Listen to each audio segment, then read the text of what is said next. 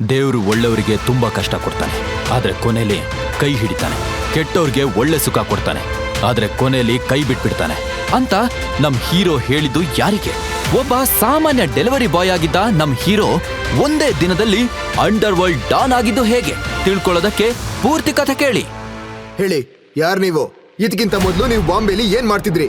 ನರನಾಡಿಗಳಲ್ಲಿ ರಕ್ತ ಇಲ್ದೇ ಇರೋನಿಂದ ಮಾತ್ರ ಇಷ್ಟು ಕ್ರೂರವಾಗಿ ಹೊಡೆಯೋಕಾಗುತ್ತೆ. ಹೇಳಿ ಅಂತ ಆಶ್ಚರ್ಯದಿಂದ ಕೇಳ್ತಿದ್ರೆ ಸಾಮ್ರಾಟ್ ಉತ್ತರ ಹೇಳೋಕಾಗದೆ ತನ್ನ ಪಾಸ್ಟ್ ಬಗ್ಗೆ ಯೋಚನೆ ಮಾಡ್ತಿದ್ದ.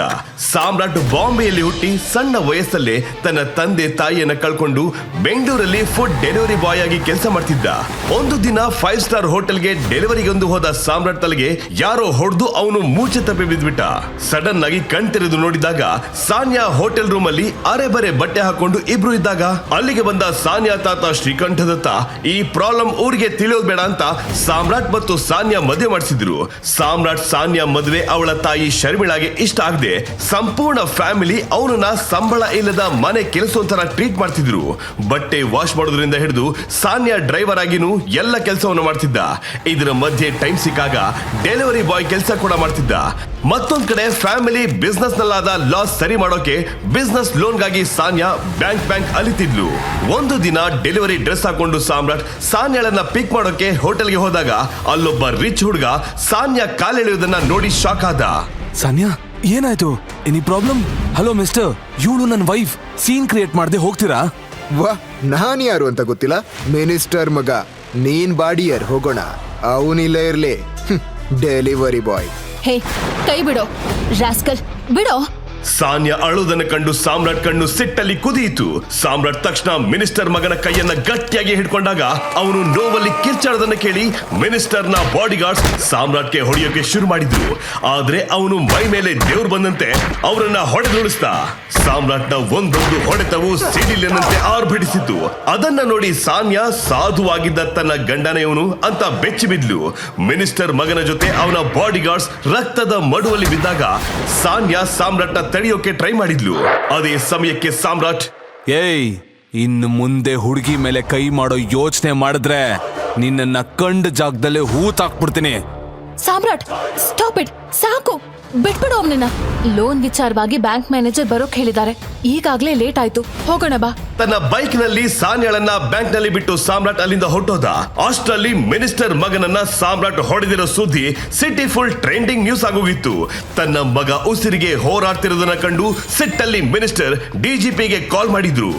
ಲೋ ಡಿಜಿಪಿ, ನನ್ನ ಮಗನನ್ನ ಸಾಮ್ರಾಟ್ ಅನ್ನೋ ಯಾವನೋ ಒಬ್ಬ ಡೆಲಿವರಿ ಬಾಯ್ ಹೊಡೆದಿದ್ದಾನೆ. ಇನ್ನೊಂದು ಗಂಟೆಯಲ್ಲಿ ಅವನನ್ನ ಹುಡುಕಿ ನನ್ನ ಕಣ್ಣು ಮುಂದೆ ನಿಲ್ಲಿಸ್ತೀಯ, ಇಲ್ಲ ಅಂದ್ರೆ ನಿನ್ನ ಕಥೆ ಮುಗಿಯುತ್ತೆ. ಮಿನಿಸ್ಟರ್ ಕಾಲ್ ಕಟ್ ಆದ ತಕ್ಷಣ ಅಲ್ಲಿಗೆ ಬಂದ ಒಬ್ಬ ಕಾನ್ಸ್ಟೇಬಲ್ ಯಾರೋ ಸಾಮ್ರಾಟ್ ಅನ್ನೋ ಡೆಲಿವರಿ ಬಾಯ್ ನಿಮ್ಮನ್ನ ನೋಡ್ಬೇಕಂತ ಗಲಾಟೆ ಮಾಡ್ತಿದ್ದಾನಂತ ಹೇಳಿದಾಗ ಅವನನ್ನ ಒಳಗೆ ಬರೋಕೆ ಡಿಜಿಪಿ ಹೇಳಿದ್ರು. ಡೆಲಿವರಿ ಬಾಯ್ ಡ್ರೆಸ್ ಹಾಕೊಂಡು ಸಾಮ್ರಾಟ್ ಸೈಲೆಂಟ್ ಆಗಿ ಒಳಗೆ ಬರ್ತಿದ್ದಂಗೆ ಅಷ್ಟು ಹೊತ್ತು ತನ್ನ ಚೇರ್ ನಲ್ಲಿ ಕೂತಿದ್ದ ಡಿಜಿಪಿ ಸಾಮ್ರಾಟ್ ನ ನೋಡಿ ಚೇರ್ ನಿಂದ ಎದ್ದು ಶಾಕ್ ನಲ್ಲಿ ಮಾತಾಡೋಕೆ ಶುರು ಮಾಡಿದ್ರು.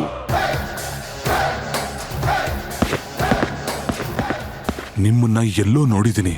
ನೀವು ಇದಕ್ಕಿಂತ ಮೊದಲು ಬಾಂಬೆಲಿದ್ರಾ? ನಾನಲ್ಲ ಸರ್, ನನ್ನ ತಂದೆ ಅಲ್ಲಿ ಕೆಲಸ ಮಾಡ್ತಿದ್ರು ಅಂತ ಕೇಳ್ಪಟ್ಟಿದ್ದೆ. ಓ, ಹಾಗಾದ್ರೆ ಟೈಗರ್ ಸಂಜಯ್ ಬಗ್ಗೆ ಏನಾದ್ರೂ ಗೊತ್ತಾ ಅಂತ ಡಿಜಿಪಿ ಕೇಳಿದಾಗ ಸಾಮ್ರಾಟ್ ತನ್ನ ಬೆರಳಲ್ಲಿದ್ದ ಟಿ ಅಕ್ಷರದ ರಿಂಗ್ ನ ಮುಟ್ಟಿ ನೋಡಿ, ಇಲ್ಲ ಸರ್, ನನ್ಗೆ ಯಾರನ್ನೂ ಗೊತ್ತಿಲ್ಲ. ಡಿಜಿಪಿ ಸರ್, ನಾನು ಡೈರೆಕ್ಟ್ ಆಗಿ ವಿಷಯಕ್ಕೆ ಬರ್ತೀನಿ. ಮಿನಿಸ್ಟರ್ ಮಗ ನನ್ನ ವೈಫ್ ಜೊತೆ ರಾಂಗ್ ಆಗಿ ಬಿಹೇವ್ ಮಾಡ್ದ. ನನ್ನ ವೈಫ್ ಅಲ್ಲ, ಆ ಜಾಗದಲ್ಲಿ ಯಾರೇ ಇದ್ದಿದ್ರು ನಾನು ಅದೇ ರೀತಿ ಮಾಡ್ತಿದ್ದೆ ಅಂತ ಸಾಮ್ರಾಟ್ ಉತ್ತರ ಕೊಡ್ತಿರ್ಬೇಕಾದ್ರೆ ಮಿನಿಸ್ಟರ್ ಕಡೆಯಿಂದ ಡಿಜಿಪಿಗೆ ಕಾಲ್ ಬಂತು. ನನ್ನ ಮಗನನ್ನ ಯಾರು ಹೊಡಿಲಿಲ್ಲ, ಬಾತ್ರೂಮ್ ಅಲ್ಲಿ ಜಾರ್ ಬಿದ್ಬಿಟ್ಟ. ಆಮೇಲೆ ಆ ಸಾಮ್ರಾಟ್ ಸರ್ ಮೇಲೆ ಕೈ ಹಾಕ್ಬೇಡಿ, ಅವರಿಗೂ ಇದಕ್ಕೂ ಯಾವ ಸಂಬಂಧನೂ ಇಲ್ಲ ಅಂತ ಕೇಳಿ ಕಾಲ್ ಕಟ್ ಆದಾಗ ಡಿಜಿಪಿ ಸಾಮ್ರಾಟ್ ಅನ್ನ ಡೌಟ್ ನಲ್ಲಿ ನೋಡ್ದ. ಸಾಮ್ರಾಟ್ ಮುಗುಳ್ನಗ್ತಾ ನಿಂತಿದ್ದ. ಮಿಸ್ಟರ್ ಸಾಮ್ರಾಟ್, ನೀವು ಹೋಗ್ಬೋದು. ಅರೆಸ್ಟ್ ಮಾಡೋಕೆ ಕಾದು ಕೂತಿದ್ದ ಎಲ್ಲ ಪೊಲೀಸ್ ಸಾಮ್ರಾಟ್ ನನ್ನ ನೋಡಿ ಶಾಕ್ ನಲ್ಲಿ ಜಾಗ ಬಿಟ್ಕೊಟ್ರು. ತಕ್ಷಣ ಡಿಜಿಪಿ ಮುಂಬೈ ಕಮಿಷನರ್ ಆಫೀಸ್ಗೆ ಕಾಲ್ ಮಾಡಿ ಆ ಟೈಗರ್ ಸಂಜಯ್ ಫೈಲ್ ನ ಬೇಗ ಕಳಿಸೋಕೆ ಹೇಳಿ. ಅಲ್ಲಿಂದ ಸಾಮ್ರಾಟ್ ಸಾನ್ಯಾಳನ್ನ ಪಿಕ್ ಮಾಡೋಕೆ ಬ್ಯಾಂಕ್ಗೆ ಬಂದ. ಆದ್ರೆ ಅಲ್ಲಿ ಅವಳ ಕಣ್ಣು ಹತ್ತು ಕೆಂಪಾಗಿತ್ತು. ಏನೋ ತಪ್ಪಾಗಿದೆ ಅಂತ ತಿಳ್ಕೊಂಡ ಸಾಮ್ರಾಟ್, ಸಾನ್ಯಾ, ಏನಾಯ್ತು? ಲೋನ್ ಸಿಕ್ತಾ? ಕಣ್ಣೀರ್ ಯಾಕಾಗ್ತಿದ್ಯಾ? ಏನಾಯ್ತು? ಕೇಳ್ತಿದ್ದೀನಲ್ವಾ? ಏನ್ ಸುಮ್ನೆ ಏನಾಯ್ತು ಅಂತ ಕೇಳ್ತೀಯಾ? ನನ್ಗೆ ಲೋನ್ ಸಿಗಲ್ಲ ಅಂತ ಹೇಳಿದ್ರು. ನನ್ ಕಂಪನಿ ಇಟ್ಕೊಂಡು ಲೋನ್ ಕೊಡೋಕಾಗಲ್ವಂತೆ. ಬೇಕಾದ್ರೆ ನನ್ನನ್ನ ಇಟ್ಕೊಂಡು ಲೋನ್ ಕೊಡ್ಬೋದು ಅಂತ ಹೇಳ್ದ ಆ ರಾಸ್ಕಲ್. ಹೇಳು, ನಾನೇನ್ ಮಾಡ್ಲಿ? ಸುಮ್ನೆ ಈ ಕಂಪ್ನಿ ಬಂದ್ ಮಾಡಿ ನಿನ್ ಜೊತೆ ಬೀದಿ ಡೆಲಿವರಿ ಬಾಯ್ ಕೆಲ್ಸಕ್ ಬರ್ತೀನಿ. ಎಲ್ಲ ನನ್ ಹಣೆ ಬರಹ. ನನ್ ಸ್ಟೇಟಸ್ಗೆ ತಕ್ಕೊಂಡ್ ಜೊತೆ ಮದ್ವೆ ಆಗ್ದೆ ಯಾವಾಗ ನಿನ್ ಮುಂದೆ ಕುತ್ಕೆ ಒಡ್ಡಿದ್ನೋ ಅವತ್ತೇ ನನ್ ಜೀವನ ಹಾಳಾಗೋಯ್ತು. I feel like a complete loser ನಾವ್ ಅಂತ ಸಾನ್ಯಾ ಅಳ್ತಾ ಹೇಳಿದ್ದು ಸಾಮ್ರಾಟ್ ಸಿಟ್ಟನ್ನ ಉತ್ತುಂಗಕ್ಕೆ ಏರಿಸ್ತು. ಅವನ ನರಗಳು ಟೈಟ್ ಆಗ್ತಿದ್ರೆ ಅವನು ಸಾನ್ಯಾಳನ್ನ ಕರ್ಕೊಂಡು ಮ್ಯಾನೇಜರ್ ರೂಮ್ಗೆ ಹೋದ. ಅಲ್ಲಿ ಮ್ಯಾನೇಜರ್ ಅಹಂಕಾರದಲ್ಲಿ ಕೂತ್ಕೊಂಡು, ಡೆಲಿವರಿ ಬಾಯ್ನೆಲ್ಲ ಯಾರು ಒಳಗ್ ಬಿಟ್ಟಿರೋದು? ಸರ್, ನಾನು ಸಾನಿಯಾ ಹಸ್ಬೆಂಡ್. ಓ, ಈ ಹುಡ್ಗಿನ ಏನ್ ಬೆದರಿಕೆ ಹಾಕೋಕೆ ಕರ್ಕೊಂಡ್ ಬಂದ್ಯಾ? ಅಂತ ಹೇಳಿ ಬೆಲ್ ಪ್ರೆಸ್ ಮಾಡಿದ ಕೂಡ್ಲೆ ಬ್ಯಾಂಕ್ ಸೆಕ್ಯೂರಿಟಿ ಗಾರ್ಡ್ಸ್ ಒಳಗ್ ಬಂದು ಸಾಮ್ರಾಟ್ನ ಹಿಡಿದು ಹೊರಗೆ ಹಾಕೋಕೆ ನೋಡಿದ್ರು. ಅದೇ ಸಮಯಕ್ಕೆ ಸಾಮ್ರಾಟ್, ಸರ್, ಒಂದ್ 2 ನಿಮಿಷ ಪರ್ಸನಲ್ ಆಗಿ ಮಾತಾಡ್ಬೇಕು ಅಂತ ಸಾಮ್ರಾಟ್ ಮ್ಯಾನೇಜರ್ ಬಳಿ ರಿಕ್ವೆಸ್ಟ್ ಮಾಡಿದಾಗ ಮ್ಯಾನೇಜರ್ ಸೆಕ್ಯೂರಿಟಿ ಗಾರ್ಡ್ಸ್ ಹತ್ರ ಹೊರಗೆ ನಿಲ್ಲೋಕೆ ಸೈನ್ ಮಾಡಿದ್ರು. ಸಾಮ್ರಾಟ್ ಕೂಡ ಸಾನ್ಯಾಳನ್ನ ಹೊರಗೆ ನಿಲ್ಲೋಕೆ ಹೇಳಿ ಮ್ಯಾನೇಜರ್ ಜೊತೆ ಮಾತಾಡೋಕೆ ಶುರು ಮಾಡ್ದ. ಮ್ಯಾನೇಜರ್ ಸರ್, ನನ್ನ ಹೆಸರು ಸಾಮ್ರಾಟ್. ನನಗೆ ಬೇರೊಂದು ಹೆಸರಿದೆ.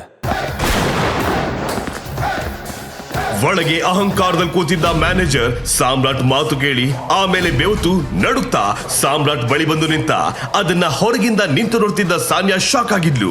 ಆ ಮ್ಯಾನೇಜರ್ ಸಾಮ್ರಾಟ್ ಮುಂದೆ ಭಯದಲ್ಲಿ ನಡುತ್ತಾ ನಿಂತಿದ್ರೆ ಸಾಮ್ರಾಟ್ ಬೆಲ್ ಪ್ರೆಸ್ ಮಾಡ್ದ. ಸೆಕ್ಯೂರಿಟಿ ಗಾರ್ಡ್ಸ್ ಓಡ್ಕೊಂಡ್ ಬಂದು ಸಾಮ್ರಾಟ್ ಅನ್ನ ಗಟ್ಟಿಯಾಗಿ ಹಿಡ್ಕೊಂಡ್ರು. ತಕ್ಷಣ ಮ್ಯಾನೇಜರ್, ಹೇ, ಸರ್ ಮೇಲಿಂದ ಕೈ ತೆಗಿರಿ. ಅವ್ರು ಯಾರು? ಅವ್ರ ರೇಂಜ್ ಏನು?